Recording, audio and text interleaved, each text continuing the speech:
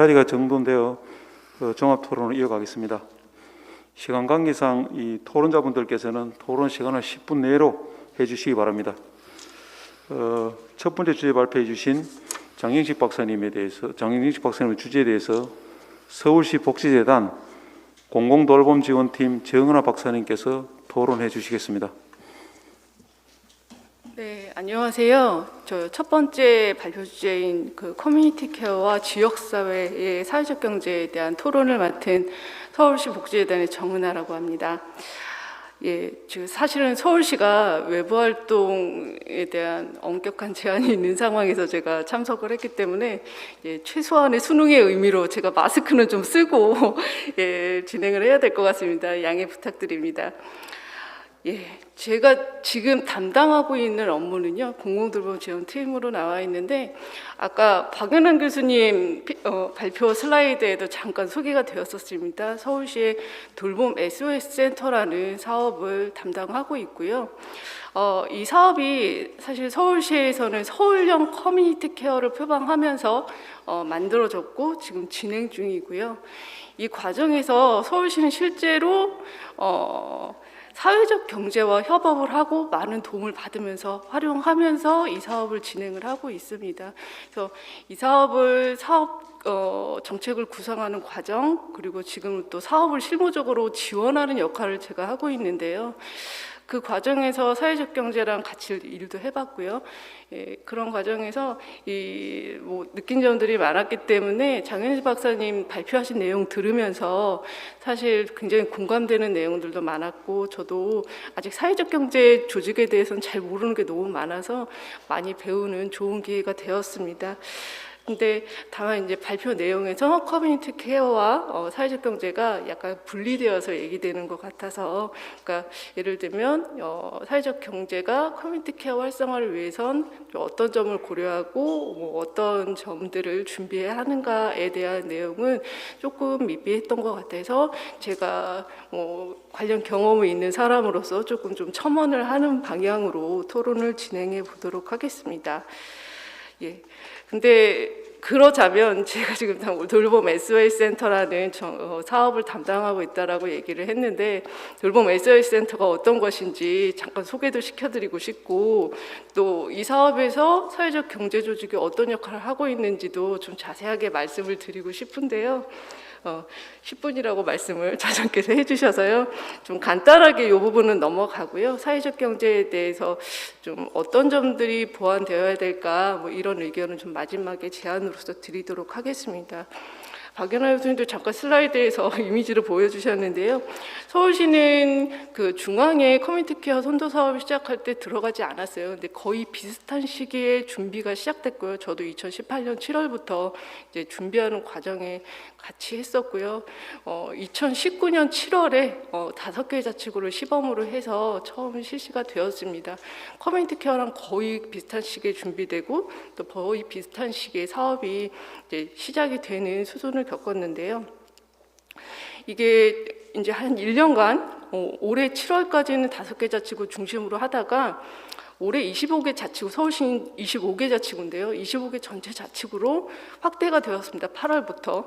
그래서 사실은 그 과정에서 굉장히 이제 사업 지원을 하느라고 바쁜 시기들을 보냈는데요. 또 돌이켜 생각하면 이 어려운 상황에 코로나 시국에서 전체 자치구를 확대할 수 있었던 것은 저희 돌봄 SOS 센터가 커뮤니티 케어를 지향하면서 가장 중요한 부분으로 잡은 것은 돌봄의 사각지대를 해소하자는 목적을 잡고 그 부분에 집중해서 사업을 정책을 설계해 나갔고요. 실제로 코로나 상황 2월, 3월부터 저희가 정말로 돌봄 공백을 해소해낸 그런 굉장히 중요한 성과들을 올리면서 사실은 올해에는 12개 자치구가 더 8개 자치구가 더 들어오는 상황이었는데 좀 조속히 빨리 이걸 모든 자치구로 확대해야겠다는 결정이 있어서 갑작스럽게 25개 자치구 확대가 될 정도로 지역사회 안에서 실제로 돌봄의 공백들이 많았고 또 코로나 상황에서 그 돌봄 공백의 문제들이 더 많이 불거졌고 그나마 서울시의 돌봄 SOS 센터가 있는 자치구에서는 좀 효과적으로 대응을 할 수 있는 기회가 마련이 되는 그런 내용들을 보였습니다. 저희는 약간 여러 가지 그 돌봄 제도들이 많잖아요. 뭐 대표적으로 장기요양이나 장애인종 활보나 또 노인 맞춤 돌봄도 있지만 사실 이 제도들이 굉장히 장기화된 욕구들, 그 지속적으로 돌봄이 필요한 사례들에 대해서 대부분 접근을 하고 그렇지 않은 경우엔 아예 수혜 자격이 생기지도 않는데요.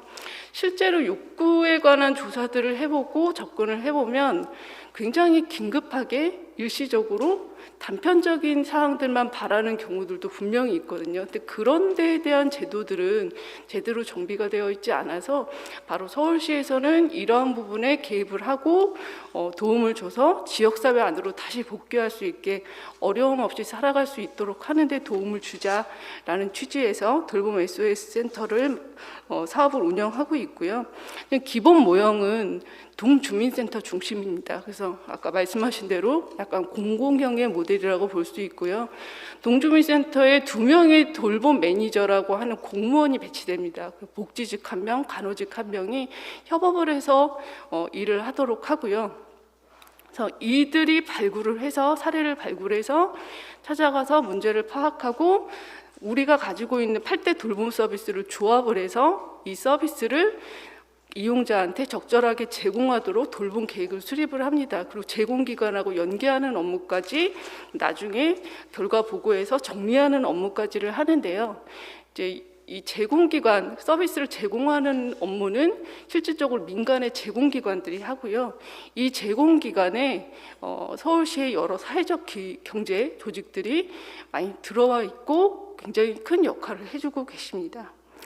예, 이러한 구조로 운영되고 있고 지금 현재 저희 그 토론 그 자료집에 보면 97에서 99페이지까지가 제 토론문인데요. 98페이지쯤에 이 사회적 경제와 돌봄 SOS 센터에서 어떤 역할을 하는지가 좀 나와 있는데요.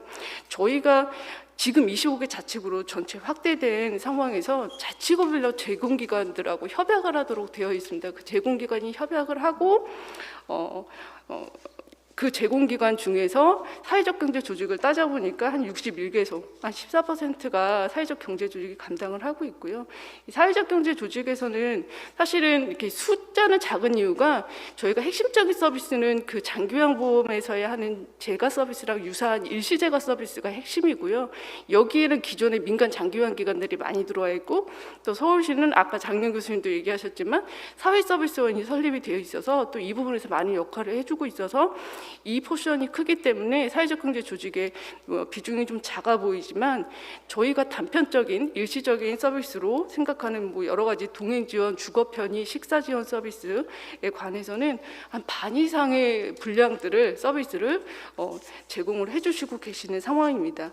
이렇게 열심히 참여를 해주시고 계시기 때문에 사실은 저도 협업을 하면서 여러 가지 좀 경험들이 쌓이고 좀 사회적 경제가 좀 더 발전하고 또 이 경험, 공공과 협업하는 경험들을 토대로 해서 더욱더 발전해 나갔으면 하는 생각이 드는데 이 발표자 분들께 제가 어떤 사회적 경제가 이런 부분들을 좀 신경 써야 되지 않는가 몇 가지 좀 제안을 드리면 좀 검토를 부탁드리겠습니다.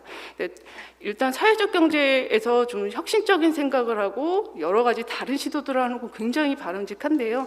이제 앞으로 공공 영역에서 커뮤니티 케어를 담당해야 될 경우들이 많아질 것 같은데 이런 어떤 환경에서 일을 할 것인가, 누구와 함께 일을 할 것인가, 어떤 재원으로 누구를 대상으로 일을 할 것인가를 좀 사회적 경제 측에서 많이 생각을 해봤으면 좋겠습니다. 그래서 첫째 부분으로는 공공 경험과 협업하는 그 경험들을 좀 많이 축적하고 좀 훈련이 많이 되었으면 좋겠다.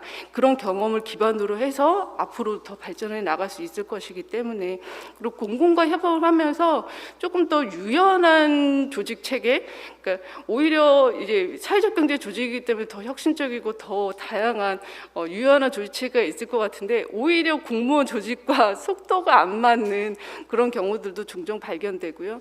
그래서 그런 유연성을 기르는 좀 훈련 같은 것들이 필요하지 않을까라는 생각들을 좀 하고 있습니다. 그리고 뭐 물론 신경 쓰시겠지만 어떤 서비스 품질 수준 내용도 그렇지만 이 서비스가 정말 고객이 다시 찾을 수 있을 만큼의 수준이 되는가에 대해서 늘 고민을 할 필요가 있을 것 같고, 그리고 마지막으로는 가장 중요한 문제인데요. 이 서비스 대상들이 사실은 굉장히 달라지고 있어요. 저희 돌봄 SOS 센터 같은 경우는 지금 중위소득 85%까지 전액 지원을 해드리고 있고요. 일반 시민들도 자부담을 하는 경우에는 얼마든지 이용을 하실 수가 있는데요. 이제 이전의 기존 복지 대상자가 아닌 다른 일반 시민들이 들어오는 상황에서 저희도 굉장히 다른 경험들을 하고 있습니다. 아마 보편복지가 확대되면 이 대상의 문제에서 서비스 제공자와 이용자 간의 여러 가지 문제들이 더 크게 만들어질 거라고 생각되는데, 아마 사회적 경제 조직에서 타겟으로 하는 대상들도 지금 저희가 새롭게 대하는 그런 대상들일 것 같은데, 이 기존의 복지 대상자를 좀 생각하고 사업을 준비하고 기획을 하는 좀 경향이 있는 것 같습니다. 그래서 앞으로 우리가 사회적 경제 조직에서 지역사회 안에서 담당해야 될 대상자들은 어떤 특성을 가지고 있고 어떻게 우리가 응대를 해야 될 것인가, 약간 미리 공부하고 대응하는 그런 과정이 좀 필요하지 않을까 생각하면서 이 네 가지 제안들 말씀드리면서 마칠까 합니다. 예, 감사합니다. 네, 감사합니다. 커뮤니티 케어 실현을 위해서 사회적 경제 조직이 어떠한 노력을 해야 되는지에 대해서 한 네 가지 쪽으로 요약해 주셨습니다. 토론해 주신 정하나 박사님 감사드립니다. 이어서 제2 주제에 대해서 이 다산경영정보연구원장 문성근 박사님께서 토론해 주시겠습니다. 박인환 교수님 말씀하신 대로 공공과 민간 영역의 협력을 따라서 시장을 어떻게 형성할 것인가, 이 부분에 대해서 인상 있게 들었습니다. 커뮤니티의 현재 실상을 보게 되면은 기초 지자체별로 보았을 때 서비스 종류가 다양하고 운영 형태도 다르다는 점이 있게 되겠습니다. 특히 시범 사업을 하다 보게 되면은 2년에서 3년 정도 걸리게 됩니다. 그러다 보면 시간이 중기적으로 흘러갈 수가 있기 때문에 이 부분에 대해서 좀 더 중복 사업이 될 수 있기 때문에 간소하게 할 필요가 있지 않느냐, 이런 생각을 해보았습니다. 다음으로 선도 사업 지자체 기본 모델로서 잘 알다시피 노인 지역사회 통합 돌봄은 보건복지부에서 기획을 한 상황인데 2019년부터 약 2년 동안 현재 전국 8개 지자체에서 실시를 하고 있습니다. 이 부분은 당연히 지역의 특성에 따라서 맞춤형으로 하고자 하는 모델이 되겠죠. 그래서 지역에 대한 어떠한 그 시니어 계층들에 대한 인구 통계학적인 특성이라든가 고령화 비율이라든가 여러 가지 그 건강에 대한 그 질병 통계, 여러 가지 변수를 고려해서 지역의 맞춤형 모델을 만들고자 하는 것이 되겠죠. 다음에 이제 4차 산업은 이제 유행처럼 표현이 되고 있는데, 이런 부분에서 시니어 비즈니스라든가 IT 농업 산업을 어떻게 적용시킬 것인가, 이런 부분들은 펀이라든가 세라피, 아니면 또 큐어라든가 트레이닝 서비스, 이런 부분들을 어떻게 도우미 역할을 통해서 지원을 할 수 있는가 하는 게 과제가 되어야 되겠습니다. 고령 친화 산업 시장에서 4차 산업 핵심 기술로서는 특히 국내에서도 대기업에서도 깊은 관심을 가지고 있습니다. 그래서 IoT라든가 모바일, 빅데이터, AI 로봇, 특히 삼성전자라든가 KT, 그다음에 외국 기업으로서는 애플이라든가 바이두, 알파고 등등에서 이 기술을 어떻게 제공할 것인가 관심을 가지고 있습니다. 의당 시니어 비즈니스 성장은 밝다고 볼 수 있게 되겠습니다. 그래서 시니어 비즈니스 영역 성적을 네 가지 영역으로 분류를 했을 때, 시니어 친화적으로 보았을 때는 노인들이 무엇보다도 편리하게 디자인 단계에서부터 이루어져야 되고요. 서비스가 지원이 돼야 되고요. 다음에 웰니스 측면에서 봐서는 헬스케어라든가 힐링, 다음에 매니지먼트 측면에서 봤을 때는 금융이라든가 이 사업을 어떻게 관리해 줄 것인가 하는 것이 되고요. 그다음에 펀이라든가 아트 이 부분에서는 이제 문화예술이라든가 게임 부분이 되겠죠. 다음으로 디지털 헬스케어 지원 사업으로서는 웨어러블이라든가 이런 부분에 대해서는 잘 알다시피 운동약이라든가 심박수 기기들이 많이들 지금 개발이 되고 있습니다. 국내의 이제 사례를 보게 되면은 국내에서는 이제 웨어러블 로봇을 현대자동차로 해서 관심을 가지고 있고요. 노인재활 로봇이라든가 안심 에디드 솔루션, 특히 안심 부분이 중요하겠죠. 부모 안심 패키지라든가 실버 스토어, 또 나이에가라 통장이라든가 이런 상품들이 개발되고 있는데 과거에는 시니어 산업을 하게 되면은 지팡이라든가 이런 수준에서 어떻게 이게 만들 것인가 관심이 있었어요. 그런데 근래 와서는 알다시피 로봇 시대가 됐잖아요. 그래서 이 부분에 대해서 각 중소기업, 중견기업, 대기업, 정부에서도 관심을 가지고 있는 산업과 기술이 되겠습니다. 외국 사례를 보게 되면은 이제 미국 경우에서는 웨스파고에서 보험이라든가 영모기지 이런 론을 통해서 매니지먼트 서비스를 어떻게 할 것인가에 개발이 이루어지고 있고요. 그다음에 독일의 경우에서는 특히 시니어 친화적으로 프렌들리 입장에서 어르신들 위한 돋보기라든가 복도를 좀 넓게 디자인을 한다든가, 그다음에 카트를 이용할 때 의자를 안전하게 배려해 준다든가 하는 거가 되고요.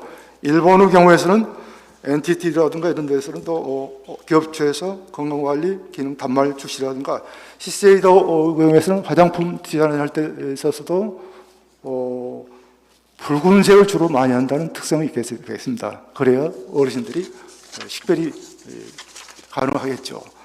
다음에 이제 미국 홈케어 시장은 다양하게 특히 환자들에게 여러 가지 호스피스 케어라든가 산소 호흡기 의료 장비 이런 부분에서 센터를 위주로 해서 민간과 대기업과 융합이 잘 되고 있다라는 어떤 특성을 볼 수가 있게 됐고요. 다음으로 이제 시니어 비즈니스를 그러면 어떻게 활성화할 것인가, 항상 거론이 되는 게 법과 제도가 되겠죠. 그래서 고령 친화 산업진흥법을 좀 보완할 필요가 있지 않느냐. 그래서 전문 기업을 육성해주고요. 우수 기업이나 제품에 대해서는 인증 지정을 한다라든가, 사업성 평가, 그다음에 치매 관리 5년 종합계획과 고령 친화 산업 발전 계획이 주목성이 좀 있습니다.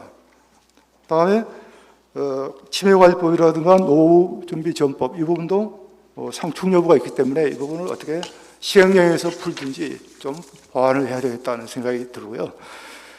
결론적으로 이제 비대면 산업을 어떻게 이제 육성하고 할 것인가, 이런 부분에서 봤을 때는 이제 6가지 정부에서도 표준 로드맵을 제시하고 있습니다. 그래서 교육이라든가 관광, 유통, 문화, 헬스케어, 의료 부분이 되겠죠. 그래서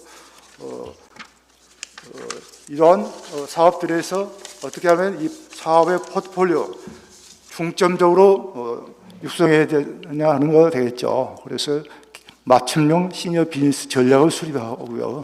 그다음에 지역별로 이 부분도 해당이 되겠죠. 종합병원이라든가 이런 인프라 시설에 대해서 현재 2,000개 병원에만 지역 연계실 설치를 하게 되는데 이거를 좀 3,000개 정도로 좀 늘린다라든가 할 필요가 있게 되고요. 그다음에 이제 사회적 기업 측면에서 현재는 마스크 기부 부분이 유행이 되고 있지만은 특허 출원이라든가 등록 인증에 있어서 지원할 필요가 있겠다고 보고요. 이제 인프라를 구축 측면에서는 이제 돌봄 케어라든가 통합 서비스, 인적, 물적 이제 인프라를 지원할 필요가 있게 되고요. 이 비즈니스를 활성화하기 위해서 몇 가지 산업별로 보게 되면 요양 산업과 주거복지, 영품, 푸드, 레저, 문화예술, 뷰티 패션, 시니어 산업, 마이스, 박람회가 되겠죠. 그다음 비즈니스 교육 이런 부분에서 특히 근래 와서는 뷰티 패션이 좀 관심들이 많이 있는 산업이 되겠고요. 그래서 비즈니스 교육도 실용화 위주로 실버 에듀네트라든가 이런 부분, 기존에 있는 부분들을 활용할 필요가 있게 되고요. 대기업과 중소기업, 기존의 머리어 콜러스트라든가 이런 데 따라서 공공소이라든가 이런 부분에서 특히 취약계층이 많은 경우에는 공공성을 좀 강화한다라든가 이렇게 해야 되겠죠. 이어서 이제 시니어 통합 정보 플랫폼을 현재 시니어 넷을 통해서도 현재 이루어지고 있습니다. 이런 부분들을 디지털 트랜스포시라든가 시니어 쇼핑몰 구축, 그래서 아마존이라든가 배달의 민족이 알다시피 매출이 급증하고 있잖아요. 그래서 전자상거래라든가 이런 B2B라든가 B2C 이런 부분을 활성화해야 되고요. 그래서 다양한 어떤 이제 금융 시니어 매니지먼트 이런 부분들을 기존에 또 시니어 인력들을 활용하는 방법도 있을 수 있겠습니다. 그래서 컨설팅이라든가 이런 부분까지 영역이 되겠죠. 이에 따라서 이제 일자리 창출에 있어서 이제 공공연이라든가 이런 유형별 분류를 하고요. 특히 단기간 몇 시간 일자리가 아니고요. 2, 3년을 보장하는 부분들, 시니어 계층들에 대해서 지금 공공 일자리가 그런 부분에 대해서 문제가 되고 있지 않습니까요? 그래서 80세까지 예를 들어서 확대를 한다든가, 그다음에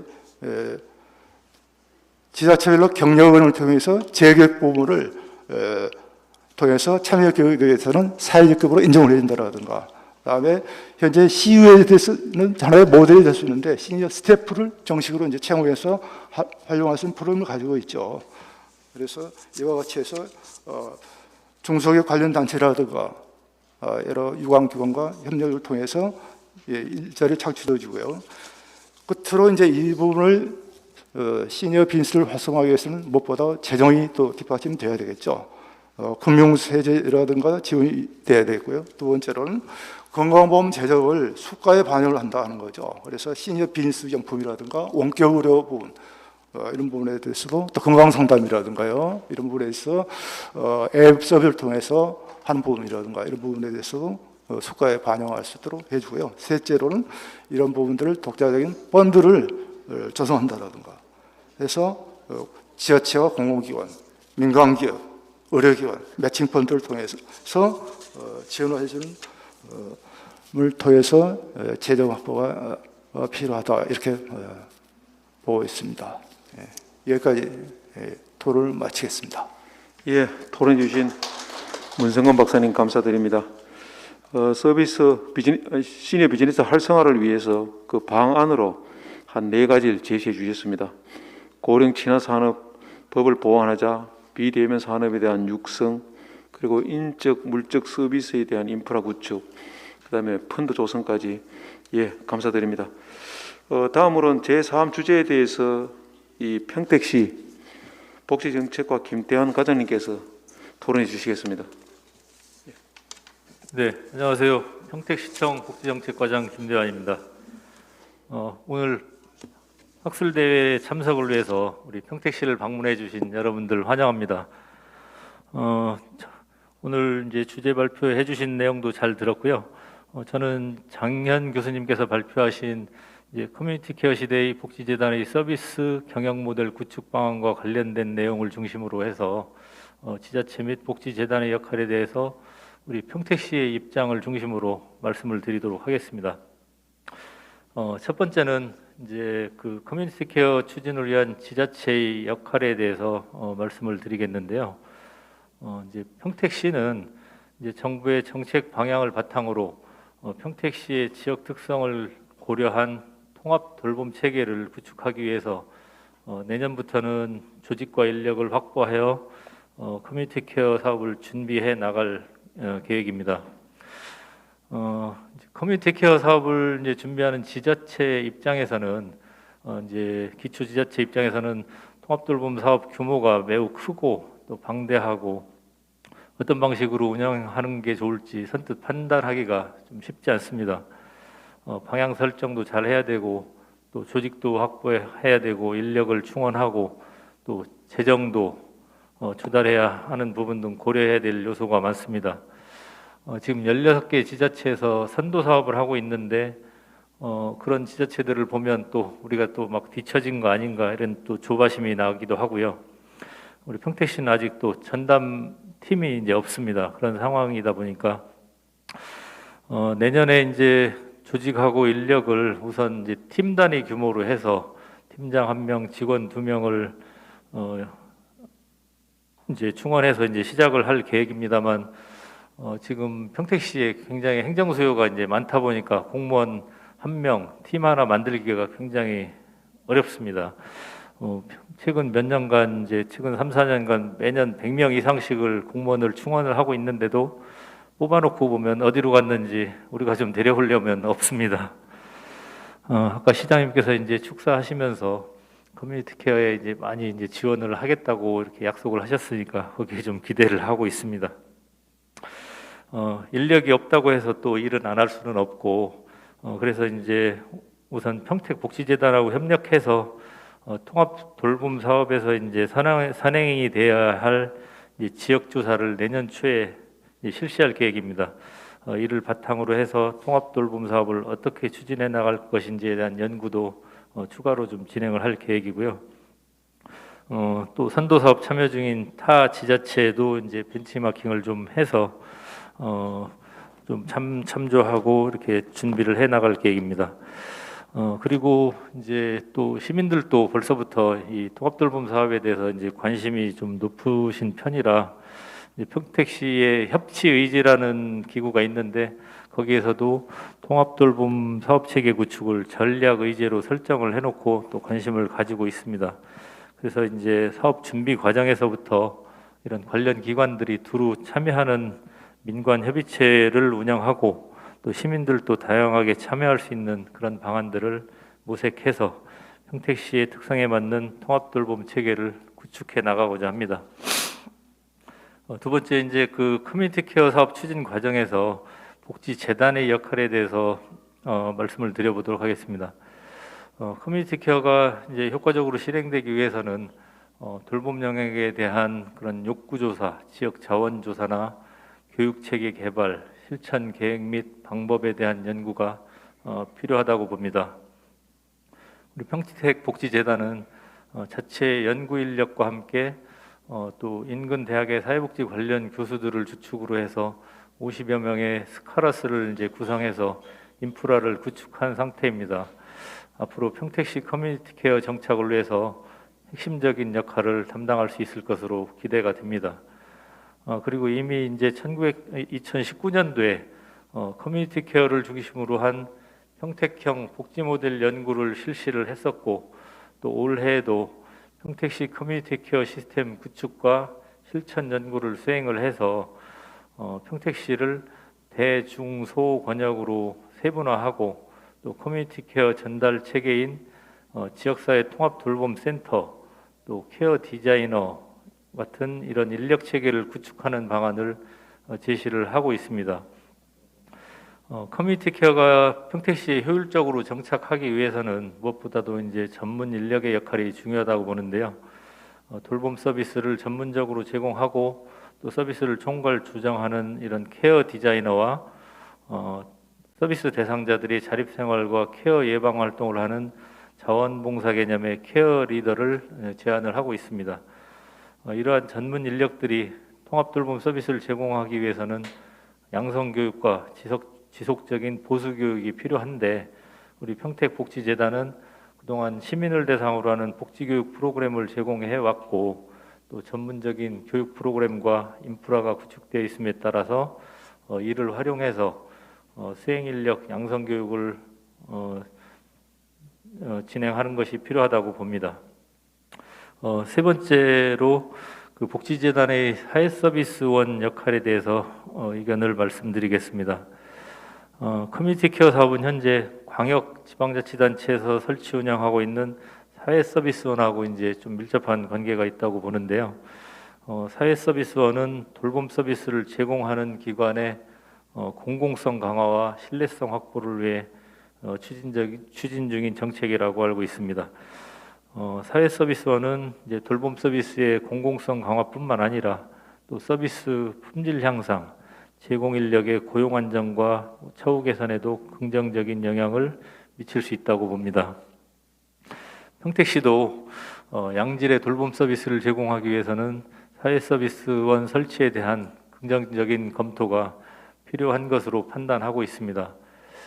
그래서 평택시에 사회서비스원을 설치해야 한다면 시에서 출자 출연해서 설립한 평택복지재단이 그동안 돌봄 서비스를 제공하고 있는 복지 시설들을 운영해온 노하우도 있고 지역사회에 필요한 돌봄 서비스 관련 연구 기능을 수행하고 있다는 점을 고려할 때 복지재단이 그 역할을 담당하는 것이 효율적인 것으로 판단하고 있습니다. 다만 현재 그 복지재단의 인력이나 운영 상황을 볼 때 연구 사업도 해야 되고 또 각종 정책 사업을 이제 또 지원하고 또 시설을 운영하는데도 많은 역량을 이제 투입을 하고 있습니다. 특히 이제 시설 운영하는데도 이제 그 많이 역량을 또 투입을 하다 보니까 이 사회서비스원을 재단 내에 설치하는 것이 좋은지 아니면 산하에 또 별도 기관으로 설치를 해야 되는지에 대해서 좀 더 고민이 필요할 것 같습니다. 또 그리고 또 시설 운영자의 입장이나 또 종사자의 입장, 기초자치단체의 입장, 각각의 입장이 또 다른 상황이기 때문에 잘 숙고해서 효율적인 방향을 찾아가려고 합니다. 예, 제 토론은 여기까지 하고 마치도록 하겠습니다. 예, 고맙습니다. 네, 감사합니다. 커뮤니티 케어 구축을 위한 평택시의 준비 여건과 복지재단의 사회서비스 역할을 위한 그 설립 과제에 대해서 토론해 주셨습니다. 마지막으로 주제 발표 1, 2, 3 전체를 아우르는 내용을 협성대학교 사회복지학과 양희택 교수님께서 토론해 주시겠습니다. 예, 안녕하십니까. 소개받았던 양희택이라고 합니다. 주제 발표 1, 2, 3 모든 내용은 저한테 좋은 학습 기회를 제공해 주셨습니다. 특히 제1주제에서는 우리나라의 커뮤니티 케어에 관한 개괄적인 고찰과 영국의 사례, 특히 서클이라고 하는 사례, 한국의 지역의 사회적 경제를 통한 활성화 사례, 민들레 사례였죠. 사회적 경제 돌봄 클러스터 등의 내용과 제2주제와 제3주제에서는 고령사회와 관련법, 시니어 비즈니스 활성화 전략, 돌봄 경제 속에 숨어있는 이슈와 아젠다, 한국판 뉴딜에 관한 쟁점사항, 커뮤니티 케어와 복지재단, 특히 기초지자체의 복지재단의 역할 등은 저한테 공부할 수 있는 좋은 기회가 되었습니다. 발표 내용을 제가 고민을 하고 숙고하면서 제가 장애인으로서 또는 노인으로서 살아가면서 내게 필요한 것이 무엇이 있을까? 소득이면 소득, 의료와 건강, 사회와 가족 등의 관계성, 삶의 질 이러한 것들 중에서 필요한 것들이 무엇이 있을까? 발제 내용에서 제시된 복지재단에서 만약 내가 어떠한 역할을 할 수 있다면 어떠한 역할을 할 수 있을까? 어떻게 복지재단이 지향점을 잡아가야 될까? 또는 해야 될 내용은 무엇일까? 그리고 현재 커뮤니티 케어에 대한 또는 사회서비스원에 대한 이슈화가 과연 바람직한 현상일까? 이런 것들에 대해서 조금 더 고민을 해보았습니다. 주제 발표 1, 2, 3의 모든 내용을 공감하면서 각 주제별로 조금 더 논의해 볼 수 있는 내용은 어떠한 것이 또는 무엇이 있는가를 간단하게 살펴보는 것으로서 토론을 대신할까 합니다. 먼저 제1주제 발표에 관하여서 말씀을 드리도록 하겠습니다.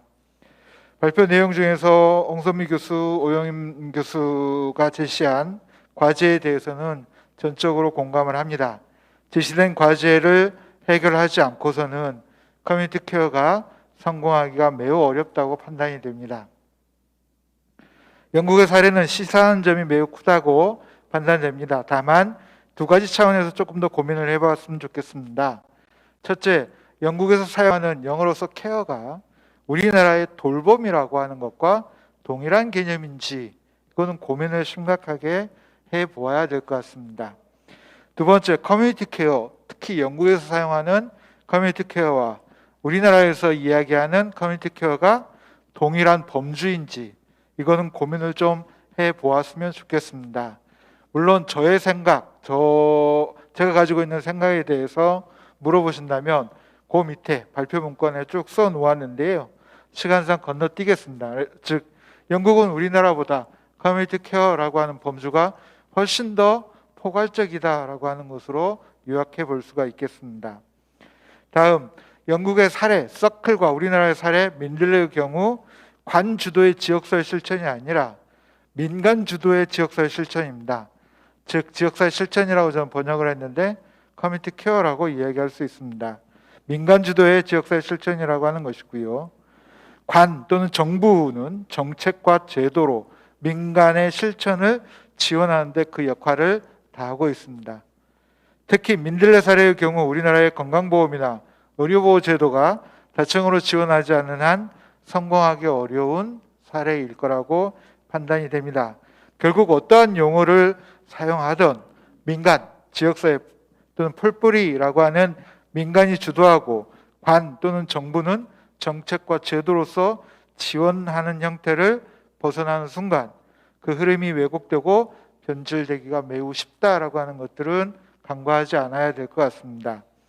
마지막 제1 주제 발표에 대해서 공동체의 형성이나 사회적 기업, 사회적 경제 등 관련되는 모든 내용에 있어 전제 조건으로서 정부의 정책과 제도가 지원되어야 한다라고 하는 것입니다. 즉 영국의 사례인 서클의 경우에서도 기초적인 차원에서 회원의 활동에 반대급부, 예를 들어서 할인 혜택 등이 주어지지 않는다면 공동체가 형성 유지되는 것이 매우 어려워질 것입니다. 이는 한국의 사례인 민들레 사례도 동일하게 적용될 것입니다. 두 번째 주제 발표에 대해서 토론을 진행하겠습니다. 초고령 사회의 위기로서 빈곤, 소외, 질병을 제시하고 있습니다. 토론자는 이러한 위기의 기저에 밑바탕에 가치의 이념과 혼란 또는 부재, 왜곡이 있다라고 생각하고 있습니다.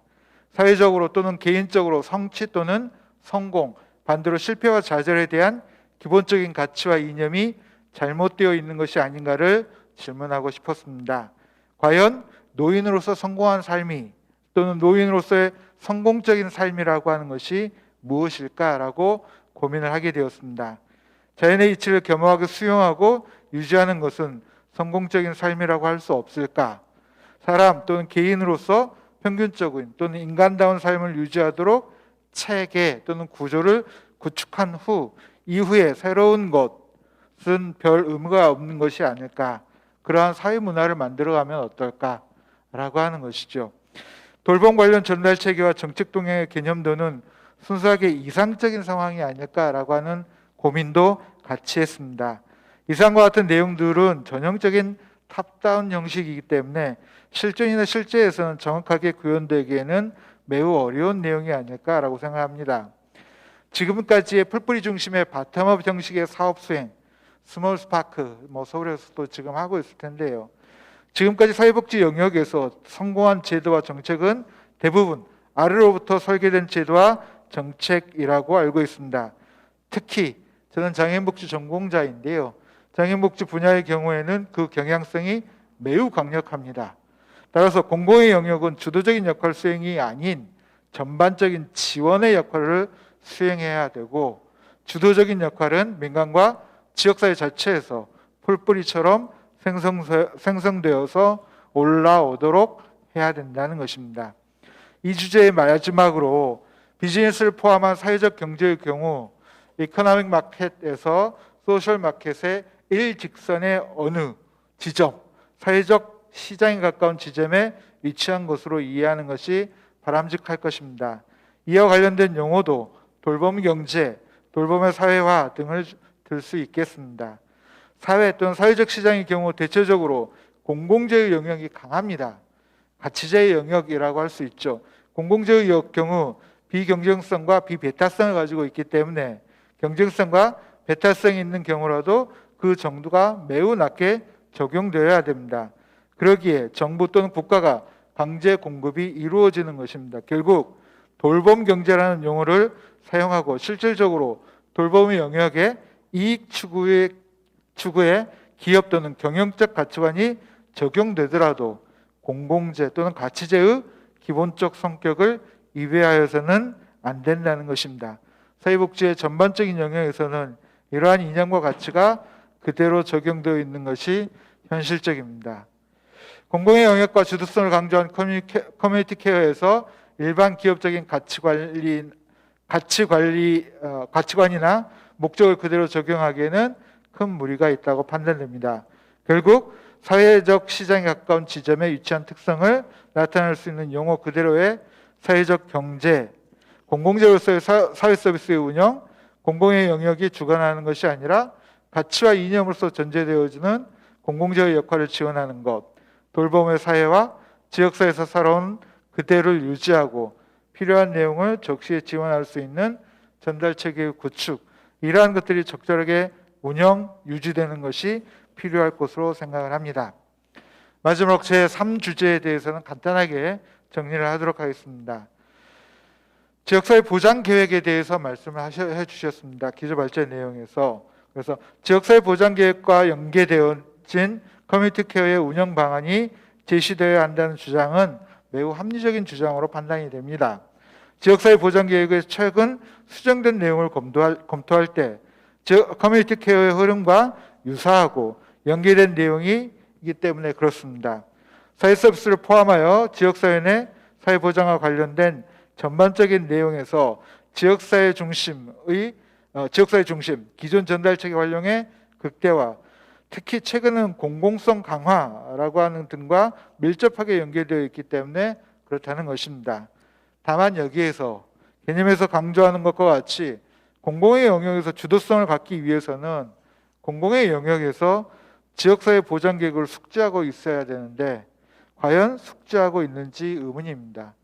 제가 지역사회 보장 계획을 수립을 해봤는데 공공의 영역이 로테이션을 하기 때문에 숙지하고 있는 분들이 그렇게 많지 않다라고 하는 것이 가장 큰 어려움이었습니다. 기초자치단체 복지재단의 사회서비스로서 기능 전환의 필요성에 대해서는 전적으로 동의하기에는 조금 어렵습니다. 즉 기초지자체 복지재단의 사회서비스원 기능에 관한 논의는 심각하게 생각해 보아야 할 필요성이 충분히 공감되어지지만 그동안 복지재단의 역할과 기능을 정립하기 위해서 매우 많은 노력을 수행하여 왔으며 이제서야 몇 년이 지난 이제서야 지역복지재단의 기능과 역할을 수립하고 정착해 가고 있는 상황에서 사회서비스원의 개념과 방향성, 기능 등에 대해서 사회 전반적인 차원에서 전반적인 합의가 이루어지지 않은 상황에서 기능 전환을 반드시 해야 된다라고 하는 당위성은 조금은 위험하지 않을까라고 생각되어집니다. 사회서비스원에 관한 논의와 그에 대한 긍정적이고 부정적인 차원의 논의가 더 필요한 것으로 보입니다. 전반적인 사회서비스를 공공화시킬 수 있는가와 그 과정의 문제, 이에 대한 논의가 더 필요할 것으로 생각이 되어집니다. 커뮤니티 케어와 사회서비스원으로 복지재단 영역을 확보해야 한다는 의견에는 이미 상기한 내용을 제외한 부분에서는 전적으로 동의합니다. 사회서비스의 공공화를 추구하는 조직으로서의 사회서비스원과 서비스 전달 체계 또는 전달이 기존의 시설, 기관 중심에서 지역사회 중심으로 제공되어야 함을 강조하는 커뮤니티 케어에서의 기존 지역복지재단의 영역 또는 역할 확보는 이미 논의하였던 과정을 다시 거치는 것으로 생각되어집니다. 어차피 직접 서비스 제공을 수행하는지 여부와 관계없이 현재의 전달체계의 근본적인 흐름의 변화는 지역사회 중심의 케어, 우리나라 말로 돌봄이기 때문에 이에 대한 반론은 의미가 없습니다. 다만 그것에 공공재화하는 것은 장기적인 차원에서는 전적으로 동의합니다. 그러나 그 구체적인 과정과 내용에 대한 논의는 더 필요할 것으로 보입니다. 이상과 같이 저의 토론은 가름할까 합니다. 이상입니다. 예, 감사합니다.